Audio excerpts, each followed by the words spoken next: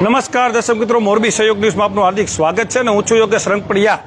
મોરબી શહેરમાં જે વિકાસ છે, જે વિકાસની પીપળીઓ વાગી રહી છે એ આ છે। અત્યારે અમે આવ્યા છીએ વોર્ડ નંબર 13ની અંદર, જ્યાં અત્યારે તમે જોઈ શકો છો કે આ મેન રસ્તો છે વજેપર એટલે મોરબી, મોરબી એટલે વજેપર। મોરબીની શરૂઆત વજેપરથી જ થઈ હતી અને મોરબીમાં સૌથી વધુ સર્વે નંબર વજેપરના જ હશે, પરંતુ આ પ્રાથમિક સુવિધાઓના અભાવે તમે અત્યારે જોઈ શકો છો કે રોડ ઉપર કીચડ ગાણ છે અને યોગ્ય જે પ્રાથમિક સુવિધાઓ હોવી જોઈએ એ નથી મળતી। જોઈ શકાય છે કે જે રોજબરોજના કામ માટે નીકળતી મહિલાઓ હોય કે વૃદ્ધો હોય, અહીંયા રામજી મંદિર આવેલું છે વજેપરનું મુખ્ય મંદિરમાંથી એક મંદિર આ રામજી મંદિર છે। ત્યાં અત્યારે જો કોઈ વડીલોને દર્શન કરવા માટે આવવું હોય તો સૌથી પ્રથમ પહેલાં આ કીચડમાં આ ગારામાં ચાલી પોતાના પગ અને કપડાં ખરાબ કરી અને ત્યારબાદ મંદિરમાં પ્રવેશી શકે એ પ્રકારની સ્થિતિ છે। જોઈ શકાય છે કે અત્યારે મહિલાઓ અને બાળકો જે રીતે અહીંથી પસાર થાય છે એ કઈ સ્થિતિમાં પસાર થાય છે। આખા દિવસ દરમિયાન એક કોરા ગંદકી, બીજી તરફ આ જે પાણી ભરાણા છે, હજુ તો વરસાદ પડ્યો પણ નથી, હજુ અડધો ઇંચ જેટલો જ વરસાદ ગત મોડી રાત્રે નોંધાણો છે। ત્યાં આ પ્રકારની જે વિકાસ છે એની પોલ ખુલી ગઈ છે। ત્યારે આપણી સાથે અહીંયા જે અહીંના સ્થાનિક લોકો છે તેમની સાથે આપણે વાત કરવાનો પ્રયત્ન કરીશું। સૌપ્રથમ તમારું નામ જણાવજો। Vasantbhai Madhavjibhai Nakum, Vajepar 13 number ward. હવે અમારે આ સમસ્યા એટલી છે કે અમે જોકે આમ તો આ 80 વર્ષથી અમે ભોગવી જ છીએ, કોઈ દિવસ આ ગામમાં સારું કામ થયું જ નથી, બરોબર નથી। કોઈ દી સારા રોડ બન્યા નથી, કોઈ દી સારું પાણી આવ્યું, સ્વચ્છ પાણી કોઈ દી અમે જોયું જ નથી। આવડી મારી ઉંમર 60 વર્ષની થાય તો આ ગામને આ સુવિધા આપવામાં નગરપાલિકાને વાંધો શું છે, કોર્પોરેશનને? અમે વેરા ભરી છીએ, બધું અમે અમારા આગળથી લઈએ છે ટાઈમ ટુ ટાઈમ, તો આ ગામને સુવિધા નથી આપતા એનું કારણ શું? કે અમને વેરા માફ કરી દો, અમને કોર્પોરેશનમાંથી કાઢો, આ ગ્રામ પંચાયત કરી દો। તમારે સુવિધા જ જો ન આપી હોય તો આ બધું માફ કરી દો, તો અમે કઈ માંગતા નથી। સુવિધા મળતી નથી, પાણીની સુવિધા નથી, લાઇટની નથી। લાઇટો મોરબી સિટીમાં જે ઉતરી જાય છે અહીંયા નાખે છે, કોઈ દિવસ નવી લાઇટો વજેપરમાં આવી નથી, બરોબર છે?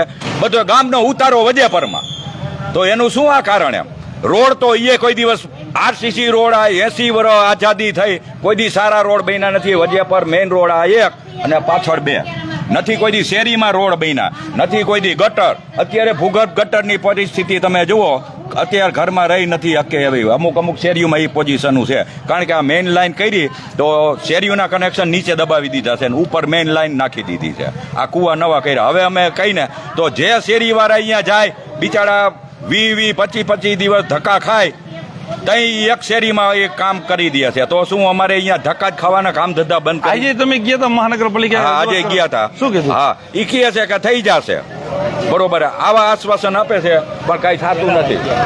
તમારે શું માંગણી શું છે? આ અત્યારે તો માંગણી આ રોડ, કે આ રોડમાં ભલે અત્યારે ચોમાસામાં તમે નવો ન બનાવી દો પણ હાલવા જેવું તો કંઈક કરી દો, કાંઈક મેટલ નાખી દો, એવું કાંઈક સારું કરી દો। અત્યારે આ ગારો કીચડ કેવું, અહીંયા કોઈ દેવદર્શન રામજી મંદિર છે ગામનું, કોઈ આવી શકે એવી પરિસ્થિતિ નથી। શેરીઓમાં તો તમે જુઓ એટલે જુઓ આ 15 નંબરની હાલત જુઓ, અત્યારે કેટલો ઢગલો માટીનો પડ્યો। હું કાલુનો એ કોન્ટ્રાક્ટરોને કહું, કોર્પોરેટર અહીંયા આવે કઈ? કોર્પોરેટરનો જો અહીંયા કાઉન્સિલર અહીંયા આવે છે કંઈ તો એમ કે મારું હાલતું નથી, બરોબર? કોર્પોરેટરનું હાલતું નથી? હા, એમ કે મારું હાલતું નથી। આ ગ્રામવાસી એરિયા બધા એને રજૂઆત કરે છે, બરોબર હે? તો હાલતું ન હોય તો ભાઈ રાજીનામા દઈ દો ને, શા માટે રહ્યા છો? બરોબર, અમે મત ખોબલે ધોબલે આપ્યા છે ભાજપને, બરોબર, તો હવે કામ કરવામાં શું તકલીફ? તે દિવસે અહીંયા ભાષણ કર્યું જયંતિભાઈ રાજકોટિયા, એવા કોર્પોરેટરો કામ ન કરે તો અમે બેઠા છીએ, તો અત્યારે બધા ક્યાં ગયા? આવો પટમાં અધિકારીઓને કાઢો બારા ઓફિસમાંથી, એસીમાંથી પગાર શેનો લીએ છે? કામ કરવાનો લીએ છે પગાર, અમે વેરા ભરી છીએ, અમારા વેરાના અમારા ટેક્સના પૈસાના પગારો લીએ, એને એસી સુવિધા શું કામ આપો? બારા કાઢો। હા, અમે તડકા ધોમના રખડી છીએ કામ કરવા માટે થઈ, તો આવો કોઈ આવ્યું નથી, મેયર નથી આવ્યા, કમિશનર નથી આવ્યા, કોઈ નથી આવતું અહીંયા। એટલે તો અમારા અન્ય એક વ્યક્તિ પણ આપણી સાથે છે। કેટલી આ સમસ્યા અને કેટલા વર્ષથી આ સમસ્યા? અરે જાજો સમય થયા હે। હોળી ઉપર પણ અમે માગણી કરી હતી, કીધું કે અહીંથી ધૂળને એવું ઉપડાવી લ્યો। છેલ્લે મેં ફોન કરીને મેં એમ કીધું એ ભાઈને, અહીંનું જે એને કામ દીધું હતું એને મેં ફોન કરીને કીધું કે ભાઈ હવે તમારાથી આ કામ થશે, નકર અમે અમારા પ્રાઇવેટ પૈસા દઈને આ કામ કરાવી લે। ત્યારે મને એમ કીધું કે રાતે ભાઈ કે તમારું કામ થઈ જાય છે.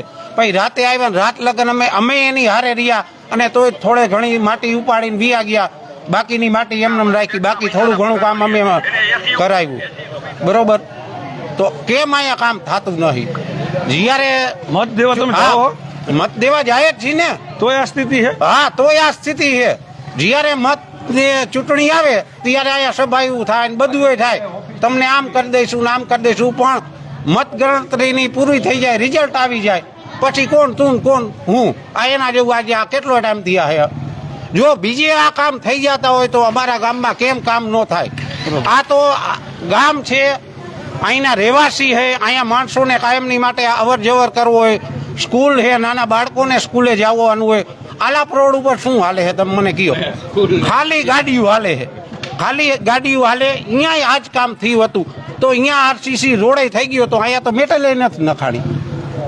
મુખ્ય ઘણી બધી સમસ્યાઓ છે. મોટી સંખ્યામાં અહીંયા મહિલાઓ પણ છે, તેમની સાથે પણ આપણે વાત કરવાનો પ્રયત્ન કરીશું કે મંદિરે આવવા જવામાં કેટલી તકલીફ તમને પડે. નથી આમ જવો, આ કેવી રીતના આવું, આ ખોરા વારીને આમ જવો અમારા પગ, કેવી રીતના મંદિરે આવું. આ પ્રભાત ફેરી વાળા નાના નાના બટલા ઠેલી લઈને રખડે અહીંયા, કેવી રીતના ઈ ફરશે? હમણાં 11 આવશે ત્યારે પરમદી અમે હાલશે કેમ એમ કહું પેલા વરસાદમાં હજી તો આખું ચોમાસું કાઢવાનું બાકી છે. અમારા મંદિરે આવવું જ કેવી મંદિરે આવી અમે તો ઠીક પણ અમારાથી મોટી મોટી ઉંમરના છે. ગઈઢા ડોસી કેવી આવી કે મંદિરે આ બધું અડધું એમાં હાલવાની જગ્યા નથી અમારે, આમાં પગ કેમ ઉપાડવું એ વિચાર કરી ભાઈ. આમાં દૂધ તો કાલે ભરતા પડતા રહી ગઈ છોકરી અમારી. તો જે રીતે અહીંયા મહિલાઓ અને જે અહીંના સ્થાનિકો છે તેમનો રોષ છે કે આ જે સમસ્યા છે એ સમસ્યા વર્ષોથી છે અને આ ગામની અંદર ઘણી બધી વસ્તી છે, ઘણા બધા વોટર્સ છે, છતાં પણ આ કામ નથી થતા. સ્કૂલે જવા આવવામાં તમે જોશો કે જે રીતે અત્યારે સ્કૂલે જતા વિદ્યાર્થીઓ છે તે અત્યારે તમે જોઈ શકો છો કે કઈ રીતે ગારામાં ચાલી અને સ્કૂલે જવા માટે મજબૂર બન્યા છે. તો બીજી તરફ ઉપર કેમેરામેનને કહીશ કે ભારતીય જનતા પાર્ટીના આખા શેરીમાં જે પ્રકારે ઝંડા લાગ્યા છે, પરંતુ એ ઝંડા નીચે જ અત્યારે એકદમ કીચડ ઘાણ છે. શરમ ખરેખર જો ભારતીય જનતા પાર્ટીના નેતાને શરમ જેવું હોય તો આવું જોઈએ.